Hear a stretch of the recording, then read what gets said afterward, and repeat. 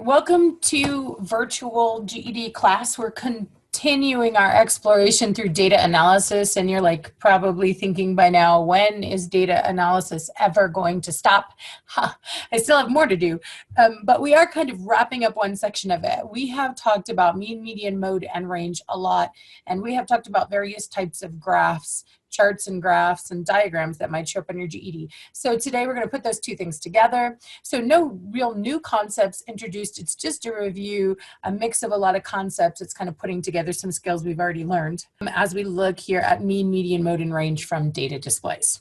Again, just a reminder that this is the type of math data analysis that we're doing that's found on the social studies and science tests. So we're prepping for 3 tests at once, which makes me happy. Let's get started. In order to be able to progress today, we're going to have to remember 4 important concepts: mean, median, mode, and range. So first thing I want to make sure is just that we know what those things are. So we do have a GED student joining us today. We have Maricela. So we'll be walking through some of these concepts with her. But Maricela, do you remember what mean is? I'm looking. No. So mean, I've often said, is the number you would have if all the data was shared equally. It's this also known as the average. It's totally synonymous with the word average. It's the amount you would have if the data was shared equally. Okay. Mathematically, how could we share data equally? Well, what we would do if we were trying to find this mathematically, and please hear me. If you're the student who has this memorized as add and divide, like I saw all over the internet today as I was going through my GED group on Facebook, the people were saying, oh, just add and divide every time you see the word average. No, not necessarily. So I'll just remind you that yes, an average is when you take a total and then you divide by the number of items in the data set. But adding is not the only way to find a total. In fact, a problem today, it won't be just add and divide. So yes, you take the total to find an average or a mean, and you divide by the number of items in the data set. Next thing that we need to remember is the concept of median. How about that one? Do you remember that one, Maricela? Yes, it's something that's in the middle or in the line of numbers. Yes, it's the centermost number in an ordered data set. So the median is the centermost number in an ordered data set. So you do order the data first. Okay, and now how about mode? Do you remember mode? So it's one item that's most in the line. Absolutely. It's the most common item in the data set. I won't necessarily say line just because our data is not always in a line, but yeah, it's the most common item in a data set. And then finally, do you remember what the range is? I don't know how to explain. It's how far one item is the other one. Absolutely. It's how far the max is from the minimum. It's the difference between the max. In fact, I'll use the word difference. Your difference means the same as how far. Okay, so we're saying the same thing. Yeah. But difference has a math connotation. So it's the difference between the maximum and the minimum item in the data set. Okay, wonderful. Okay, so we are going to use these concepts then, and we are going to do a bunch of problems now, and that's all I have here, problems, example problems, where the data is not presented to us in a line. So unfortunately, most students, when they learn mean, median, and mode, their teachers will just give them a bunch of problems where it's just like a row of numbers and you got to do the mean, median, mode, and range. There's nothing wrong with those problems, but if that's all you ever do, you won't be well prepared for your GED because the data will be presented to you in many different ways on the GED, including charts, graphs, and tables. So you are going to need to be prepared to find mean, median, mode when perhaps the data is not given to you in the format you were expecting it. Okay, so let's take a look. Okay, so here's my first GED style example. Now you're going to notice that I didn't give you a paragraph of information. I didn't give you a line of numbers. Instead, I gave you a graph. Who joined us? Welcome, Debbie. Maricela, I'm looking at this type of graph, or Debbie, you're certainly welcome to answer as well, whether you do it with your voice or through chat. What type of a graph is this? I don't know the name. It's known as a bar graph. You see those telltale bars coming up there. It's one of our frequency charts and graphs that we learned about. This time we've been given our data in a bar graph. So let's go through and see how many of these data analysis style problems we can answer. So on number 1, it says on average, the males have passed how many classes each? So what are they asking me to find here? The males, how many classes each pass? And then I see this important word, on An average. average. They're asking me to find the average, or also known as the mean of the number of tests passed per male. Wonderful. Okay, so we said, how do we find mean? We always find mean by first totaling.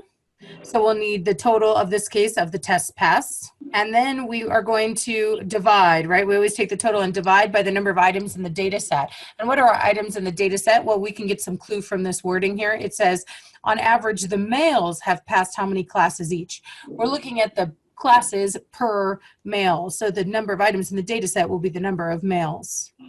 Okay. Does that make sense? Yes. Okay, so we've got a plan. Let's go find that information off this graph. So first I want to find the total of the tests passed. Any ideas? Test pass. Yes. Can we start writing the numbers? So it will be 11 11. plus 6. Wait a second. Hold on one second. 11 what? Where are you getting that 11, Maricela? Because I'm looking on the graph, the first one, Okay. and we have 11, but now it's 11 confusing. what? 11 tests or 11, what is that? 11 what? I'm confusing the males. That's 11 males? Mm-hmm. Okay, whoa, I can't spell males apparently. Okay, so we have 11 males there. 11 males having passed how many tests? Looking down here at the horizontal axis, I see that that's 11 males who've passed no tests. Oh, no. Okay. I understand now the graph. Yes. Yeah, watch those graphs. Okay, so how many, if I'm still working on finding the total of the test pass right there, correct? Uh-huh. So Yes. that would be 0 tests. 0 tests. Mm-hmm. 11 males pass no tests. Well, that's a whole lot of no tests combined. Wow. Mm-hmm. That makes sense. Wonderful. Okay, let's look at the next one. Now what do we see? 6. 6 males have passed how many tests? 1. 1, absolutely. Now, that one I agree with you would give me 6. 6 males passing 1 test a piece, that's a total of 6 tests. Wonderful. And then 2.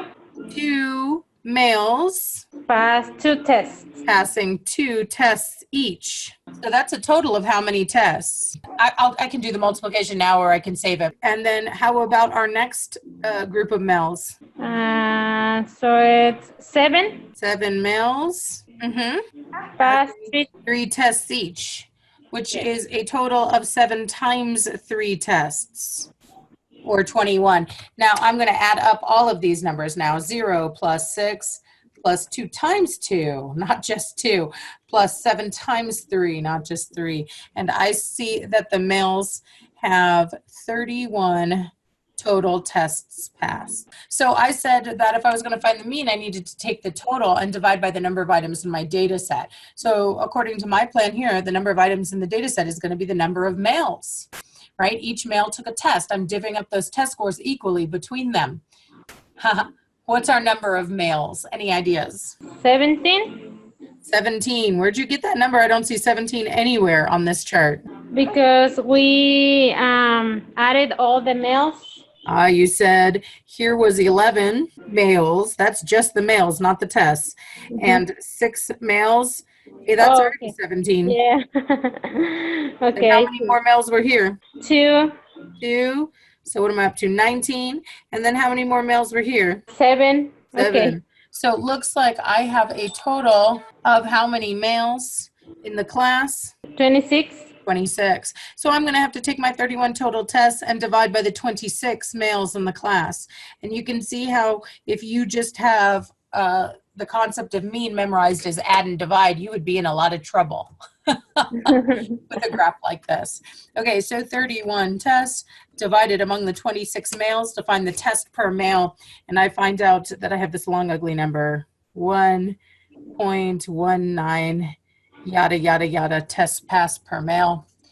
I'm just going to leave it right there because I don't have any rounding directions, but a little 1 test passed per male. I don't expect a lot of straightforward problems on the GED. Again, they tend to favor complexity. So we have to take these skills that we think of as straightforward skills and look at them in a little more challenging light. Number 2, let's look at. So number 2 is asking us to find the median number of tests passed for females. So of course, the problem with median is that students only know how to do it when it's a list of numbers. They're used to looking at a list of numbers and then crossing off one from the front, one from the back until they get to the median. However, our data is not presented here in a list of numbers. This is one of our frequency tables here. But here's what we do know. First of all, I'd like to point out that our ladies are already standing in order, if you think about this, by the number of tests passed. All the women who've passed 0 tests are standing right there. There's 9 of them. So it's like you have 9 zeros in a row. 1, 2, 3, 4, 5, 6, 7, 8, 9. Now I could keep going like this, but I'm not going to because I want to think about who would be in the middle. So if I have 9 ladies right there, and then the next group, the ones who've passed 1 test, well, that's another 5 ladies. So then I'd have another 5 ladies there.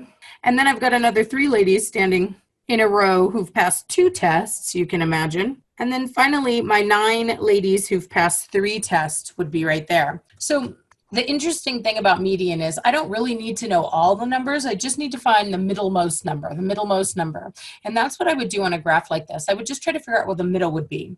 Well, I can see how many total ladies that I have. 9 plus 5 is 14, plus 3 is 17, plus another 9 is 26 ladies all in a row. So the question here is not like, what are all the ladies' scores? It's really what's the middlemost lady score. Well, if you got 26 ladies all in a row and I split them down the middle, I'm going to have 13 over here and 13 over here. So I don't need to know every woman's score. I just need to know the 13th woman's number of tests passed. Okay, wonderful. So then I just need to know the 13th woman's score. So I can see the first 9 ladies all had the zeros. I just have to get to the 13th one. So then the 10th one would have been a 1. The 11th one would have been a 1 because I have 5 ones here. So you can see if I had 9 zeros, and 5 ones, the 13th lady is going to be 1, 2, 3, 4, 5, 6, 7, 8, 9, 10, 11, 12, 13. The middle of my list is going to be 1. It's going to be my 13th, 14th person both have a 1. And so my median here is 1. It's really important to be able to just figure out what the middle of the list would be because I saw one, and I know I've told you guys this before, but I'll tell you again. I saw one on a practice test that a student sent me for help one time that had over 1 million items in the data set. And I don't know how big your dry erase board will be when you take your GED, but it will not be big enough for 1 million items. And you just don't have that much time. So it'd be really super important to say, well, where's the middle of the list going to be? 500,000. Let me go find the 500,000th. Okay, so number 3 says, according to the bar graph, what is the mode number of tests passed by the students? So this time I'm asking you for the mode, and it's the mode number of tests passed. So Maricela already reminded us at the beginning of this lesson that mode is the most common item in the data set. So if I'm looking for the mode of the number of tests passed, I'm saying to myself, most of the students have passed. So most of the students in the class have passed how many tests? Okay, so looking at these bars, this is a frequency table, right? We can see that, like, for example, this axis here, the y-axis or the vertical axis, represents the number of students. And this one we hear 0, 1, 2, 3, this is tests passed. So if I say most of the students have passed how many tests, well, we would just be looking for the longest bars here. Most of the students, the number of students is represented by the length of the bar. So obviously, as these male and female are both longest in the 0 category, most of the students have passed 0 tests. So the legit mode of this set really is 0. That makes a lot of students mad because they're like, oh, can the mode be 0? Yeah, it sure can. I have another GED style example off of another type of graph. So this one's easy. What type of a graph are we looking at this time? Yeah, pie graph, also known as a circle graph or pie chart, circle chart. Yeah, exactly. I'm looking at a pie graph. So notice there's not a lot of questions. Yeah, because pie graphs don't give us exact numbers. That's one of their weaknesses. But because of that, we're not going to see a lot of mean, median, mode, range problems because most of those concepts deal with numbers. There's only one of those that doesn't deal with numbers, and we learn that when we learn mean, median, mode, and range, and that would be mode. Mode can be used for quantitative data for words. So take a look at this. It says, number 1, examine the data presented in the circle graph. What is the mode of the data? And just a reminder, especially for poor Debbie, who's joining us without having had a mode lesson in her life. Mode is the most common item in a data set. I don't know a lot about the numbers from the circle graph, but I sure can tell which of these items in the data set is the most common. So let's go read the graph to see what our data set even is. Title says number of species by kingdom, and then I see these categories: Monera, Protista, fungi, plantae, and Animalia. So if I'm asking which one's the mode, I'm asking which one has the most, which one of these categories in this case contains the most species. And I think it's easy to see. Hello. Yeah, Animalia, exactly right. Everybody's like, hello, Kate, this is an easy question. Why'd you start with the hard one? Yeah, this one's an easy one. I just didn't want you to get thrown because the data wasn't how you'd expected. The Animalia had the largest piece of the pie. It must have the most species. It has contained 62% of Earth's species. Animalia is definitely the mode. And don't let it make you mad that a word is the answer here. Don't be like the student who falls into the trap to tell me 62% is the mode. No, that doesn't make sense. Most of the species on Earth are not 62%.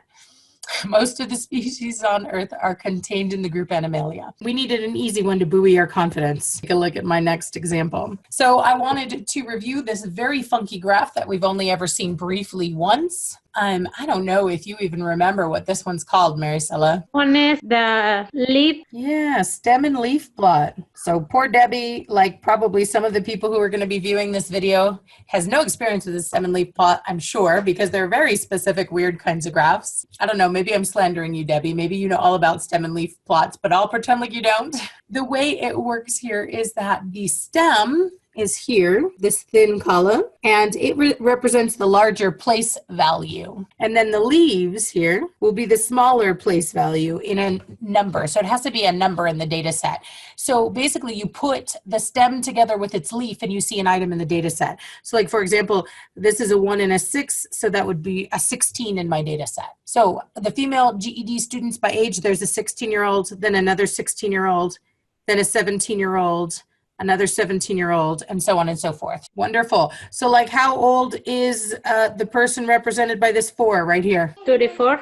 34, exactly. We have a stem of 3 and a leaf of 4. They are 34. You put the two numbers together. Okay, wonderful. So I am going to very quickly go through all the concepts today: average, median, mode, and range with the stem and leaf plot, just to get used to reading it, okay? So erasing this real quick, number 1 says, what is the average age of female GED students? Okay, we're looking to find an average.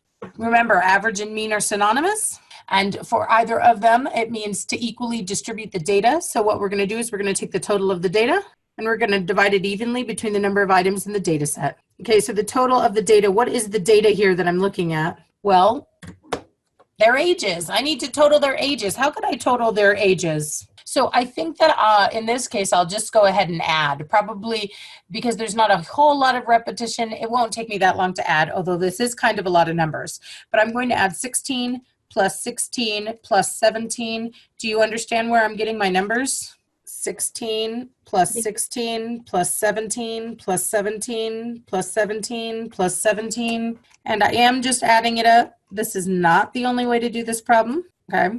And then I added 2 18s, I added 3 19s, okay? What's the next number I'm adding? That's a 20. Because I'm data entering so many numbers, there's a real easy chance for error. So you might want to cross off as you put them in. And I am adding them up in my trusty, handy dandy TI 30XS calculator, which you will have on your math, science, and social studies test whenever you have one of these style of problems. 30, 34, 34, plus 42, plus 49. And I'm sorry if I'm boring the whole internet, but you know, y'all could pick up your calculators and try it along with me. And I get 644. Their total of their ages is 644, but let's remember, a mean is not the same as a total. A mean is what you would have if you distributed the total evenly. So we now have to take those total ages and break those ages up evenly among all the people. So hear what I said, among all the people. The items in our data set in this case are people's ages. So we're going to break up those ages among all the people. So how many people are there? That's what I need to divide by. 26. There are 26, exactly. How'd you know there were 26, Maricela? What did you do to get that number 26 since it's not on my screen? I just counted Yeah, what are they called? the numbers. Yeah, you could count the numbers in your calculator, or you could count the leaves. Each one of those leaves represents one number that we put in the calculator, exactly. So we got 26 of them. So 644 divided by 26 is probably going to be gross. It is. I get this ugly number. And once again, Kate, who made a last-minute PowerPoint, forgot to give you rounding directions. So I don't know. Let's round it to the 10th place. That sounds logical to me. I'll cut it off after the 10th place. Consider the number I'm about to throw away. It is big enough to matter. So I will call that about 24.8 years old. Okay, so then let's look at number 2. Mean is generally the most challenging, because it's the one where I have to do the math, right? I have to total and I have to divide. But median, mode, and range are pretty simple.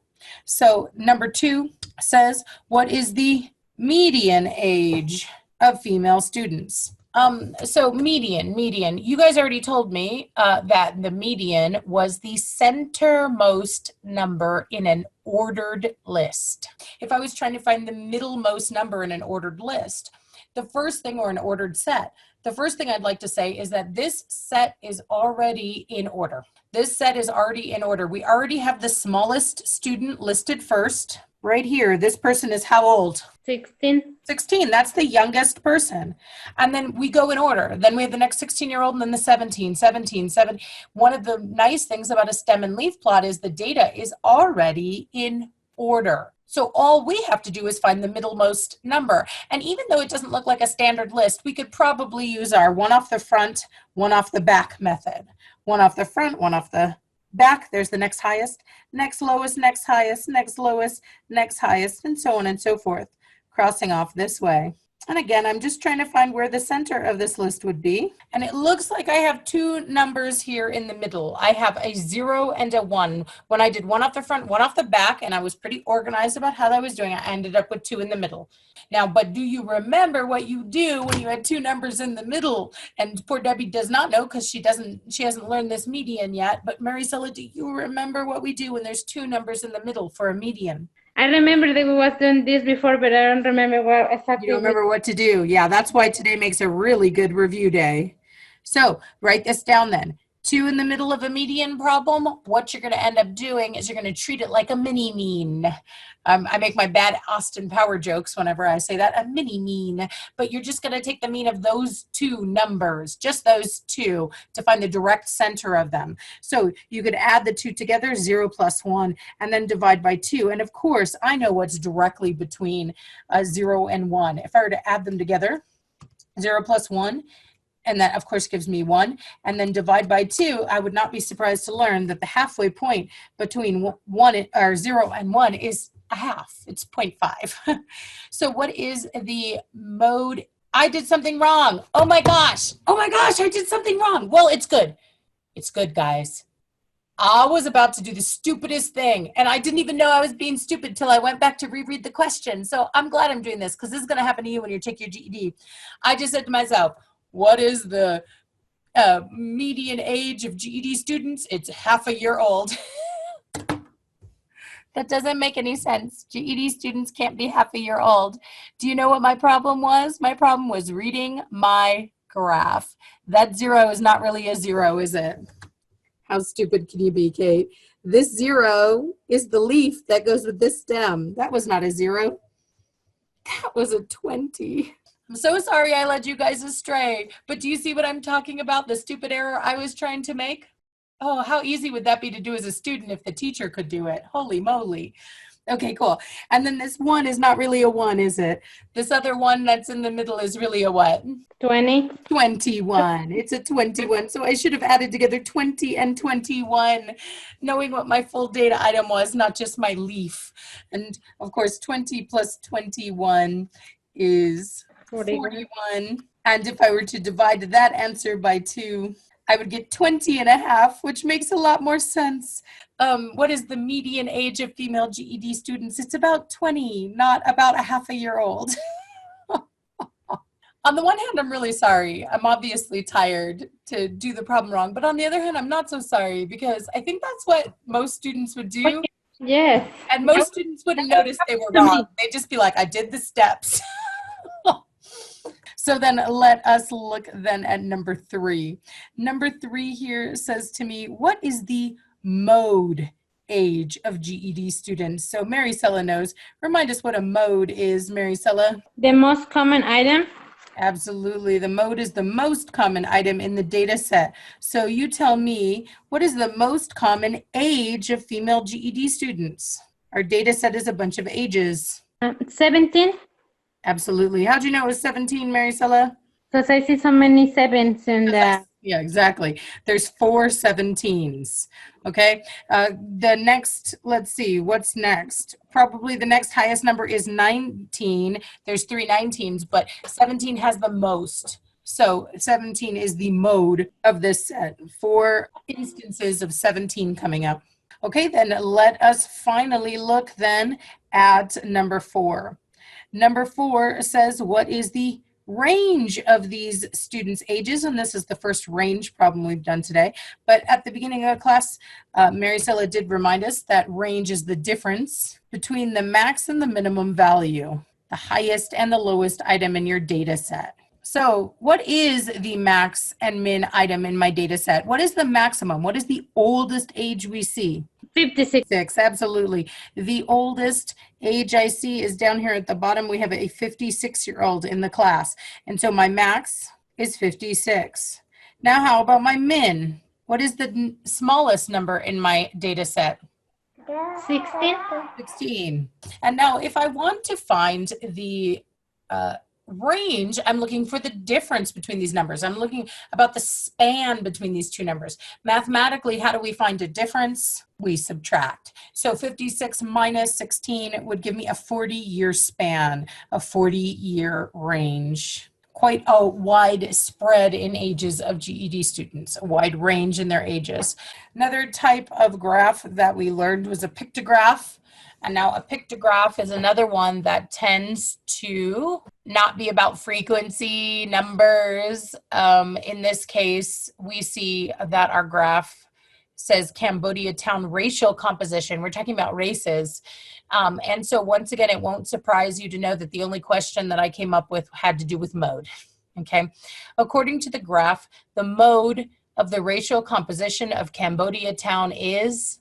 So if I'm saying the mode of the racial composition, I'm looking for the most common Hispanic. Hispanic Latino. Exactly right. You ladies said that at the exact same time.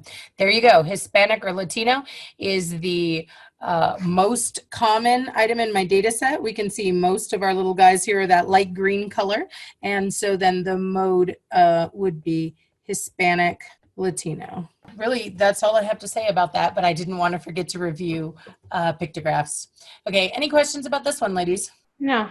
No, easy, easy. Okay, so let's clear this sucker and move on. Another funny little graph we just covered last week here was this one. Oh my goodness, or maybe 2 weeks ago. Do we remember what this kind of graph is called? Debbie said, is it called a bar graph? So Debbie wasn't here with us when we did this class, so she's just making a decent guess. Well, here's the bad news. It will remind you of a bar graph, but its bar means something totally different than a bar graph. So on a bar graph, the bars represent frequency. If you remember, like how many times or how often something happens. So like a really tall bar means lots of times.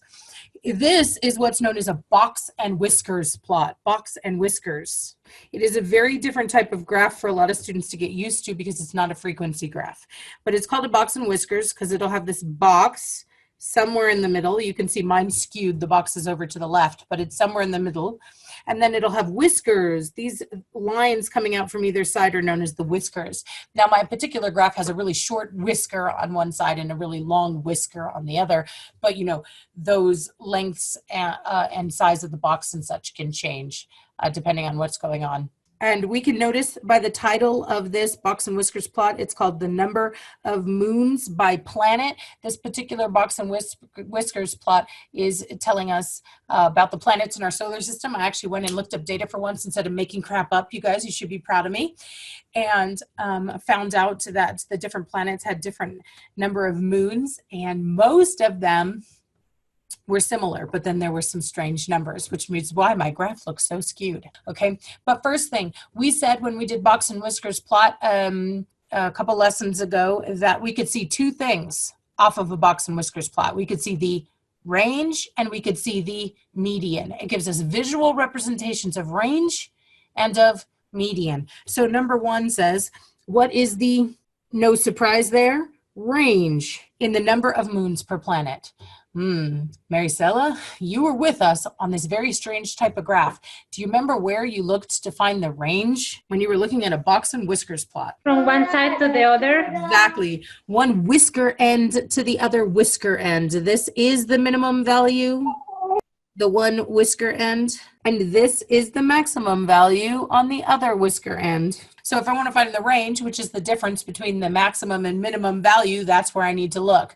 So let's take a look. What is our max value? This is a graph, so we're going to have to approximate. We might not know exactly, but what do you think that max value is? 70. I would say it's a little less than 70. I can at least tell that much. Oh, yeah, yes. Maybe, I don't know, 67, 68. I actually do know, because I put in the actual data. But we can see that we're a little past halfway. We're closer to 70 than 60. So I don't know, let's call it 67. Now I need the difference between the max and the min value. So what is our min? What is the smallest number of moons we see? 0 or 1? Yeah, I think it is 0 on this one. So 67, the max, 0, the min, that's going to give us a range of about 67. Again, that was an approximation. So if this were on the GED, it would definitely be multiple choice. You'd only have one number that would even make sense. Number 2, it says the median number of moons for planets in our solar system is approximately. So permission to approximate, but I've been asked this time to find the median. Do you remember what part of a box and whiskers plot was used for the median, Maricela? The line in between? The line in the middle of the box, exactly. The line that's inside the box. So this right here, the line inside my box, it represents my median. And if there's anybody who doesn't know about box and whiskers plot, go back and watch that class. We did a whole class on it. But right there would be my median. So my median here is about what? I've had permission to approximate. It's somewhere between 0 and 10. What are you thinking? 4. Yeah, maybe 4. It's a little closer to 0 than to 10, but it's kind of in the middle. A box and whiskers plot, again, are not common on the GED as far as I am aware. However, when I have asked now 3 different GED trainers from the testing service in 3 different trainings, because I'm so curious, can box and whiskers come up on the GED? They all tell me yes. So I just want to make sure that you've seen it before and you don't panic when you see this kind of a graph. And let's look at the real challenge. I think that's what's coming next. Are you ready for this? Tables. Tables are, if box and whiskers are the least favorite graphic of the GED, tables are the most favorite. I think it must be somebody at the GED testing service is Excel happy and they like to make tables because they're all over the place. Okay, so let's take a look at this. First of all, what does my table represent? We can see that my table is giving us some information about the Yavapai County swim team. And we see some fees down here and some divisions up here. So number 1 says, what is the mode age range of the swim team participants? What is the mode age range? So when I say mode, I don't just look at the table and find the most common number. That's what students tend to do. They don't pay attention. They just say, hey, look, mode means count the numbers. I see 3 15s. The mode is 15. And I'm like, what? I didn't ask you for just the mode of all the numbers in front of you. I asked you for the mode age range. So I'm asking you for the most common age range of swim team participants. Any ideas? So I asked you for the mode age range. What on this table is an age range? So age, we're talking, how old you are. And range, Yes, we use the word range to talk about a math concept, but you know, the range means going from one number to another, spanning. So we have some age ranges on this table. I see that we have 5 to 8-year-olds, that's an age range. And 9 to 12-year-olds is another age range. And 13 to 18-year-olds is another age range. So now which one of these three is the most common age range of the swim team participants? Where could I look for that information? Teen. I'm hearing teen from Debbie. Debbie, how'd you know the teens were the most common? I agree with you, by the way. It's a right answer. What on the table told you that was so?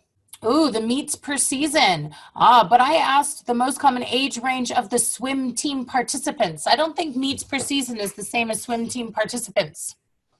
It's another row I'm looking at. Yes. Debbie said the 28 told me. The 28, what is the 28 here? The 28 is the number of swimmers. I got 28 students in that range. There are 28 swimmers between 13 and 18.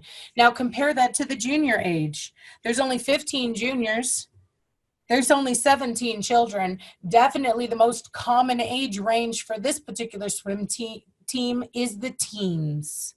So teen or 13 to 18. Oh, I should have left that answer there. Teen, 13 to 18. I don't know how it would look on your GED, but it would probably be multiple choice. So it could say teen, it could say 13 to 18. They're both age ranges. Okay, so number 2 says, which of the following could be the median age of the youth division? Could be, now notice this language. I don't say it is the median age. I just say it could be. And again, I'm looking for the median. Now, we've said already today that the median is the centermost number in an ordered list. And once again, I think that this ordered list, what ordered list am I talking about? Well, we're talking about the median age. So I want you to imagine I'm thinking about the ages. The age is the data I'm dealing with right now if I'm looking for median age. I would like to say that my ages are already in order. 5 to 8 comes first, then my 9 to 12-year-olds, then my 13 to 18-year-olds. And I have a lot of students who just automatically tell me, well, the median has got to be the middle group. And I still say not necessarily, not necessarily. The median has got to be where the middlemost student is standing. So we know the first 17 students are all children. We don't know their exact ages. Some of them are children. Some of them are 5, some 6, some 7, some 8 probably, because it's the 5 to 8 range that are all children. But those are all the youngest kids, and there are 17 of them. So once again, I don't want to list out 17 C's and then 15 J's and 28 T's for teens. It would take me a really long time. And this is the one we kept saying before. When we did the mean, median, mode, range from frequency tables video, we said this is the hardest thing to find. Finding median off of a frequency table is a real challenge because you don't have the numbers in a list. But once again, if you can just figure out who's in the middle, which student is standing in the middle, then you can go find just that person. So let's look at all these students together. Before I can know how many, which number is the middle, I need to know how many there are total. So how many students do I have total here? I've got 60 students all in a row. If I have 60 students all in a row, then the middlemost number, I want you to imagine me cutting those students in half. If I cut those students in half, I'd have 30 go stand over there and 30 go stand over there. Okay. So that means my median age is going to be between my 31st student. I need my 31st student for a median age. So I don't have to find every student. I just have to find the 31st student. Okay, so the first 17 are all children. The next 15 in a row are juniors. And if I have 17 children and 15 juniors standing in a row, that's 32 children already. There's 32 children standing in a row. Guess what? The 31st student is going to have to be in the juniors division in this instance. They are going to be somewhere in that age range. And so the only one here that makes sense then is 11. If you have any questions, you should definitely ask because this is the hardest mean, median, mode, range problem I can come up with. Median off of a frequency table. Okay, I get lost and I know when we did it half, but how we count with 11? Since my juniors are 9 to 12, and this is the only number in the 9 to 12 range, it had to be 11. Okay, thank you.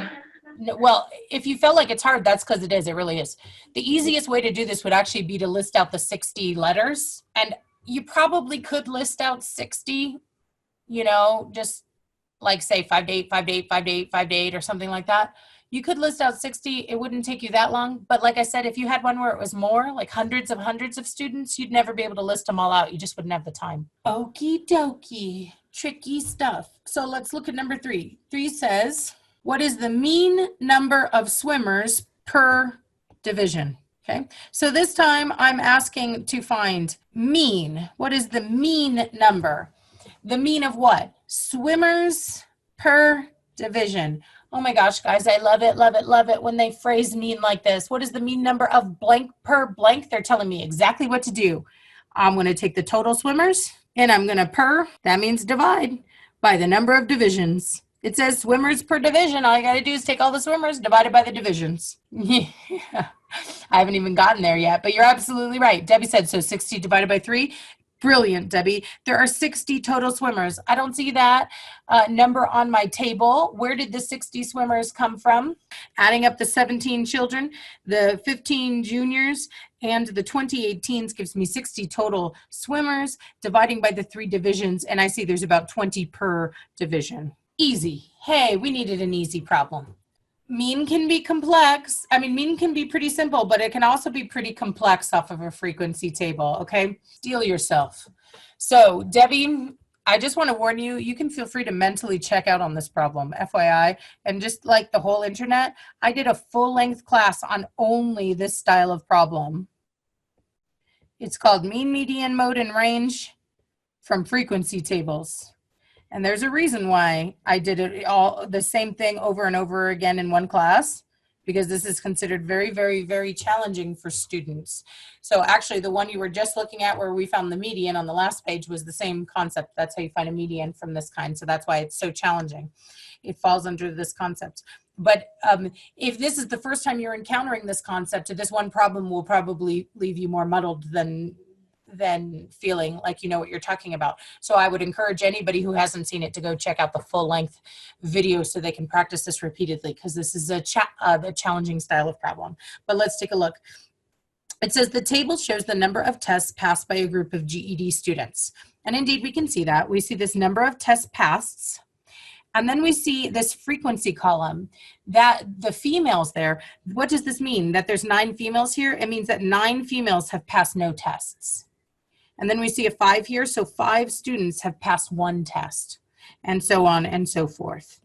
And that's why I call this a frequency table, because one of these columns at least represents the frequency with which I got a certain data item. So then now let's look at number 1.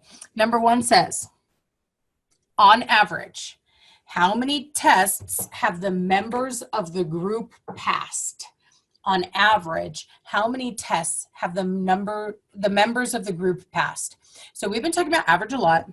We know exactly how to find it. We're supposed to take a total and then divide by the number of items in the data set. But the question here is total of what? And what is the items in the data set?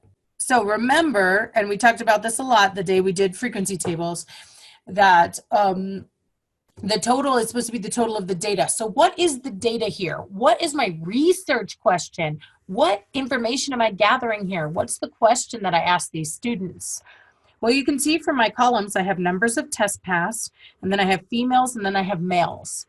The research question, the thing I was trying to figure out from all these females and males was how many GED tests have you passed? So if I talk about the total of my data, in this case, I'm talking about the total of the tests passed.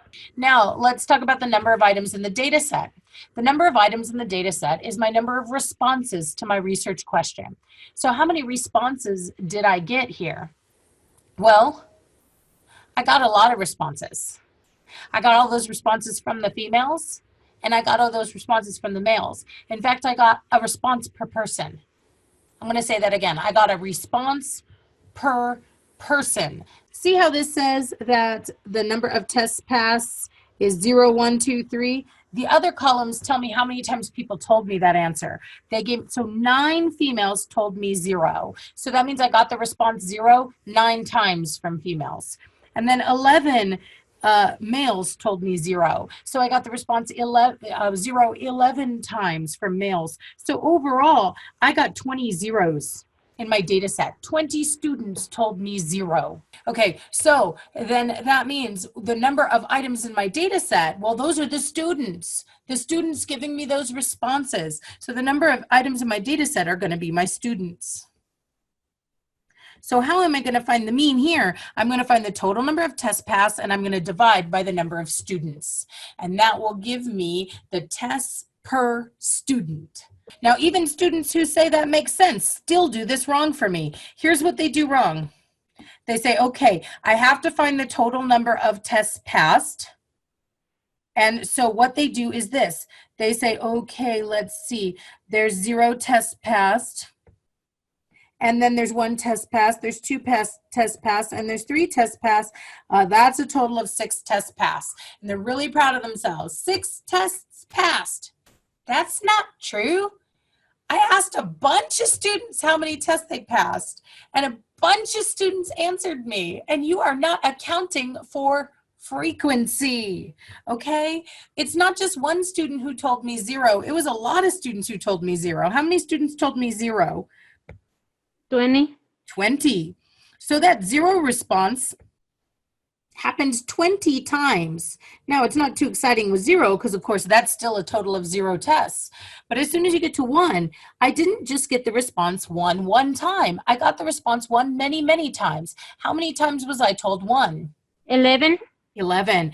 5 females and 6 males for a total of 11 students told me 1. That's 11 tests passed. Then how about for the students who said they'd passed 2 tests? It wasn't just one student who told me they'd passed 2 tests. How many students told me they passed 2 tests? Exactly.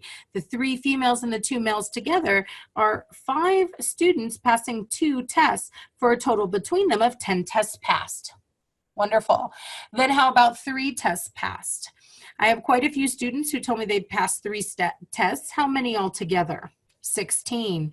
Exactly. And this is why we can't just rely on memorizing steps, because depending on how the data is presented, I'm going to go about finding my total differently. So I have 3 times 16 or 48 tests passed by that group of individuals. And now I can add up to find my total. 0 plus 11 plus 10 plus 48 gives me a total of 69 tests passed. Because of repetition, frequency. It's a frequency table, which means I have repeated scores. I must account for that repetition. The quickest way to do so is with multiplication. But 69 total tests passed, and then I want to divvy that up among all the students, right? Because I'm looking for tests passed on average per student. So I'm going to divvy it up by the number of students. Well, how many students are there? How could I figure that out? 52. Where'd that number come from? What did you do to get? Yes, you added all the females and males. Absolutely. The 9 females are students. I can add them into the total students. The 11 males are students. There's 20 students right there. 25, 31, just adding these up. 34, 36, you can add them up in your calculator. 45, 52, definitely there are 52 students. So if I want to find the tests per student, I need the total tests divided by the students. So another gross ugly number, 69 divided by 52. And I get about 1.3, and it does go on, but I think I'll round it right there, tests per student. As usual, I included a lot of questions in here, and I am running out of time because I like to talk too much. So number 2 is done similarly to number 1. But it would take us a lot of time to do, so I'm just going to cross it off. So you lucky snots, you just got out of a 15-minute problem. But I will ask you this simple question number 3, which is a review of a vocabulary word we learned a very long time ago. So number 3 says, which one of these sets is bimodal? Anybody remember? Well, it's only Mary Stella's got a shot here since poor Debbie wasn't in that class. What bimodal means? What does bimodal mean? Let's start with bi. Bi, think of a bicycle. This is a common English prefix. Why is a bicycle called a bicycle and not a tricycle? When you call a bicycle, you're saying that it has 2 wheels. Bi means 2. And then modal, what does modal mean? Well, hello, doesn't it look like the word mode? It means related to the mode. So if I'm calling a set bimodal, I'm saying that it has 2 modes. So I'm saying which one of these data sets is bimodal. I'm saying which one of these data sets has 2 modes. Weird question. Do you remember what a mode is? The most common item or number. The most common item in the data set. So I only have, my data set here is the students, but because I have the students divided into males and females, that's like comparing 2 different data sets. I could compare the males and the females. So let's take a look at the mode of the females. The mode of the females. What's the most common score among females? 9. 9 isn't the most common score, my dear. Careful. Nobody passed 9 tests. Remember, the data is how many tests they passed. Most of the females passed how many tests? 3. 3. A lot of females did pass 3 tests. 9 females passed 3 tests. That's definitely in the running. But notice, 9 females also passed how many tests? 0. This set has 2 modes, 2 numbers that are tied for first place. Yeah, so the mode here is, and Debbie, you don't know this, but a set can be bimodal. It can have 2 separate modes. It is totally possible for the mode of the females to be both 0 and 3, and that's different from the median, where we took the average of the 2. The mode, you can have 2, and that's fine. So the mode of the females is 0 and 3. This set has 2 modes. This set is bimodal. That being said, let's compare that to the males. Let's compare that to the males. What is the mode number of tests passed for the males? And again, this was our issue with frequency tables. What numbers do we look at? So if I'm looking for the mode of the data, I'm looking for the number of tests that most people have passed. So most of the males have passed how many tests? 0, 1, 2, or 3? Okay, 3. so 2 males passed 2 tests, but that's not the mode because only 2 passed. We have more than that on other numbers. Which group has the most males in it? 0 tests. Exactly. 0 tests were passed by the most males. So 0 is the mode of this set. I just confuse myself when it's 0. I just feel that doesn't count. 0 doesn't count. No, well, it's a legit mode, though. It really is. Most of the students have passed no tests. Can you say that? Remember, the word mode and most are synonymous. So you could just switch them out. Most of the students have passed 0 tests. Yeah, you could say that. So it works for mode. It seems like we really, really forgot this concept. This really confused us. So write this down, please. The mode is the data item with the highest frequency, okay? So for the males, the 0 had the highest frequency, so the 0 was the mode. For the females, 2 numbers had the highest frequency. 0 and 3 were tied. They both had a frequency of 9. They were tied for the highest, so that had 2 modes. It was bimodal, 0 and 3. So then let's finally go answer this question then. Which one of these data sets is bimodal? Be the females. Females. And this would definitely be multiple choice on the GED test, so you wouldn't feel so confused about how do I answer that question. It would probably be like females, males, total class, and then something stupid to throw you off. Oh, I made myself tired. That was such a long problem. The rest can be visually approximated. They don't have to involve so much math, okay? So, and that's pretty typical of chart and graph problems. There's a lot of ones with visual approximations. So here I have a line graph, and number 1 asks, based on the graph, which class has the highest average attendance? Now, it is asking me for an average, don't get me wrong. But I think that this graph is clear enough that you could make a really decent guess at the highest average attendance without doing the math. We can see on my chart that this is spring 2018 attendance. Here I have number of students, and here I have my class number, but notice what my key tells me. There's my classes. I have a Prescott class, a Prescott Valley class, and a Verde Valley class. So which one has the highest average attendance? Debbie's guessing Prescott, and I'm guessing she's guessing Prescott because of this wonderful spike here. At one point, Prescott's attendance was very high. But notice that I said average, the highest average attendance. We need to look at the whole year as a whole. So consider all the points on the graph you see. here, here, here, here, here, here, here, here, and here. Yeah, we have some highs, but we also have some serious lows for a while in Prescott Valley. I'm guessing that the one with the highest average attendance is probably Prescott. And why is that Prescott? No, Prescott Valley, sorry, Prescott Valley, the orange line. Why is that? Because it stayed fairly high throughout the entire semester. We see it up there in the 20s to mid 20s range, whereas Prescott Valley for a while was way down there at like 5-6 students. Okay, so I'm thinking visual approximation, it's Prescott Valley. Okay, yay for visual instead of nasty numbers. Let's look at number 2. Number 2 are the kinds of problems I would expect a lot on the science and social studies, okay? Making you reason through what you see on a visual. It says, which of the following is not indicated by the graph? Or they could have said, which of the following could not be inferred based on the graph? You know, watch out for these questions, you guys. Do you see the word not? Mm-hmm. I'm looking for the lie. I'm looking for the thing that isn't true, which means anything that is true based on this graph, I'm going to ignore, I'm going to cross off. That's a bad answer. I tease my students, I call these snakes in the grass because they really get twisted around, struggling, looking for the thing that's a lie instead of the thing that's the truth, okay? So which of the following is not indicated by the graph? So let's consider this first statement, A. The Prescott class has a large variation in size. Is this a true statement or is this a false statement? Okay, let's go check it out. So Prescott is the blue line. So I'm looking at the blue line. Okay, so there I see the blue line.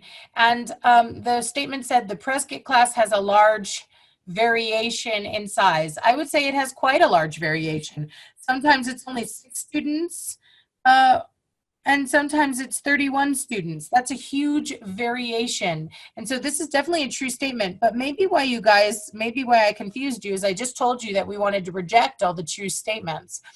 We are looking for the thing that's not indicated by the graph. So since this is true, I'm going to reject it. Let's consider the next statement.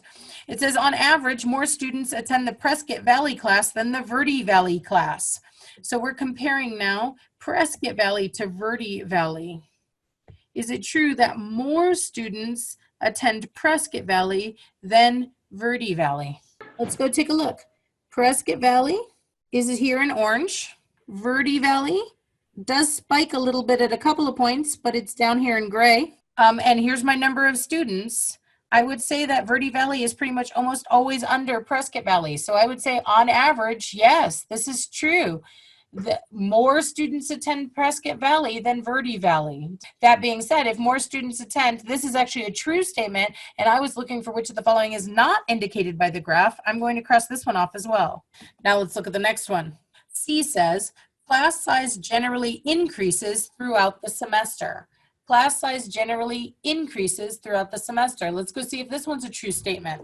This one I'm comparing my different classes again, but I want to look for a trend for each one. So let's see this one. Throughout the semester, did class sizes increase overall? What does increase mean? Yeah, increase means get bigger. And as Maricela pointed out, this one is not getting bigger, it's getting smaller. So I would say that these class sizes decreased throughout the semester. Now let's look at the next one. Let's consider the gray line. What do you think? Overall, did my gray class increase or decrease throughout the semester? It decreased. We have a general downward trend. That line is headed in a downward direction. Definitely a decrease. But now let's look at the blue line. Now, obviously, we have a sharp spike on the blue line, okay? We had a definite point of increase, but we're talking generally throughout the semester. Did the number of students increase or decrease? Well, we had increase, decrease, decrease, increase, decrease, decrease, increase, decrease, kind of all over the place. I would say that this guy increased and decreased. Now, I definitely have a general upward, like I ended higher than I did on that one. So there's definitely some increase going on that graph. So, but I think both is going on. Okay, wonderful. So I feel like I'm not quite sure about this statement. Can I just skip over it for now and let's look at the next one? Yes. D says attendance in Prescott Valley is more consistent than at other campuses. That's true. That's true. Why do you say that's true? What about the graph tells you that's true, Maricela? Because the line, it goes more, not up and down. It's just more. Yeah, exactly. Consistency on a line graph would be flatness. Yes, we learned when we did line graphs that the flatter it was, the more constant it was. And that's a pretty flat line. There's not a lot of bumping up and down on it. So yes, I would say that that is the most consistent. But we were looking for the thing that's not indicated by the graph. So this very true thing, we're going to rule out. And so we're back to that weird C answer. Yeah, we can't determine that class size generally increases throughout the semester. Seems like there was a lot of decreasing. We had that one weird class that did increase sharply, but then didn't stay consistent. So definitely, I think C here is the thing that's not indicated by the graph. And this took us a lot of logic. Last one, let's look at this. So this, Debbie, is a special kind of bar graph known as a histogram. So I bet you can tell that it's a type of bar graph. I think that's obvious. But what makes it a histogram is that it has these continuous categories. Instead of being like GED students by age, and I have one bar for 16-year-olds and one bar for 17-year-olds, here I have these continuous ranges. I have a bar for the range of 10 to 20, and a bar for the range of 20 to 30, and I'm grouping them together in ranges.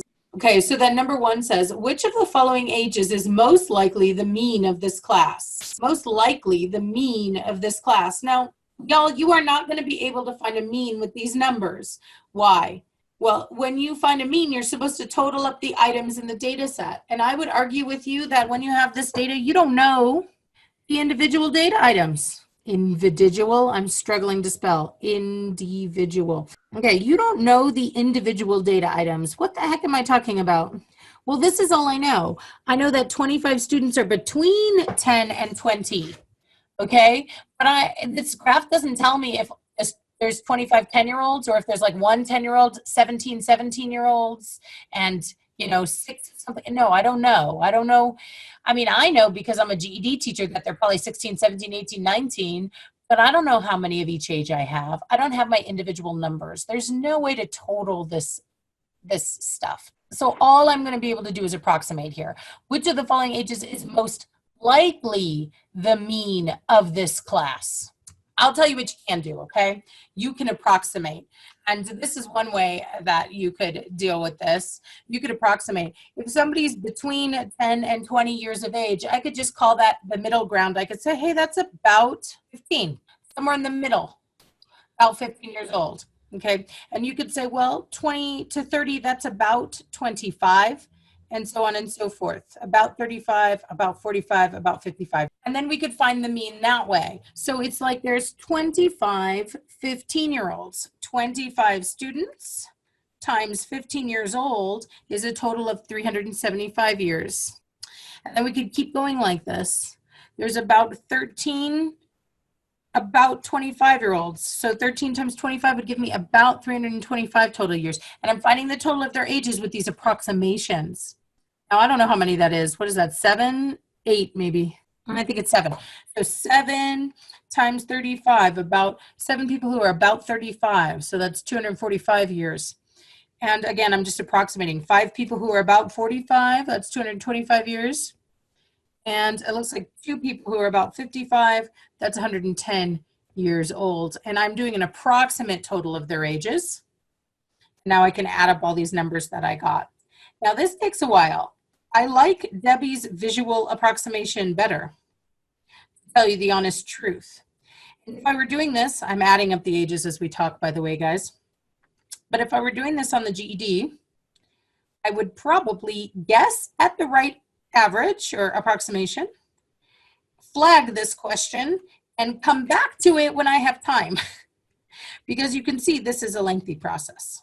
Okay, so I have 1,280 total for their ages, but if I'm looking for the mean age of the class, then I need to divvy up that total equally between all the students. So divided by how many students? Well, 25 students plus 13 students plus 7 students plus 5 students plus 2 students. That's 52 students. So 1,280 divvied up among 52 students, and I do get an average age of 24.61. Yeah, that 25 was a real decent guess. Okay, now that being said, some of you guys are real mad at me right now. Like, that was a hard average problem. Why would I do that much work? Again, if I were doing this on the test, I would just guess based on the distribution of data how this graph looked. And like Debbie did, she did a good guess. Then I would come back later, check my work if I had time. So let's move on to our last question. Yay. Number 2 says, which of the following could be, again, could be, look at that language, you're allowed to approximate based on the graph, could be the median age of the class.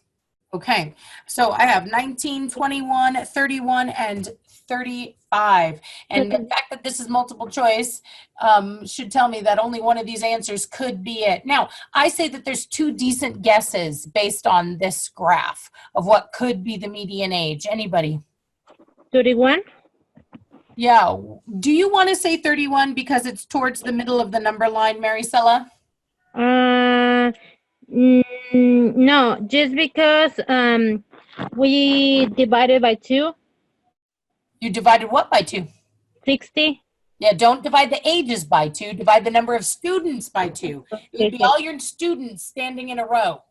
All your students standing in a row. The middle student would have the median age. I'm going to say that again. The middle student would have the median age. Does that make sense? Yes. Okay, so let's divide the number of students by 2. How many students were there? We just figured it out. Okay, so 25 students from here, plus the 13 students from here, plus the 7 students from here, plus the 5 students from here, plus the 2 students from there, gave me a total of 52 students in a row. So if you have 52 students all in a row, who would be the middle student? Now you should divide by 2 to find the middle. I'd end up with 26 students over here, 26 students over there, exactly. So about my 26th, 27th student would be the middle. They'd be the middle. So you don't have to find all your students, you just have to find the 26th or 27th student. Well, guess what? Here's the first 25 students right here. Do you see that? Yes. The 26th student is going to be in the very next group. I say that again. If there's 25 students right there, the 26th student is going to be in the very next group. The 26th student is going to be in that group. Does that make sense? Yes. Okay, now only one of these answers works now. So which one of these could be the median age of the class? 21. Exactly. It'd have to be 21 because that's the only number we have between 20 and 30. Even though we don't know the middle student's exact age, we know he falls into that age range. And again, did you find that hard? Yeah, that's because once again, I have the data grouped in ranges and I'm asking you to find the median. The hardest type of problem we've seen today is challenging. Again, if you struggle with this, go back and look at those frequency charts and graphs with mean, median, mode, and range. Don't just watch what I do. It's always easy when the math teacher does it.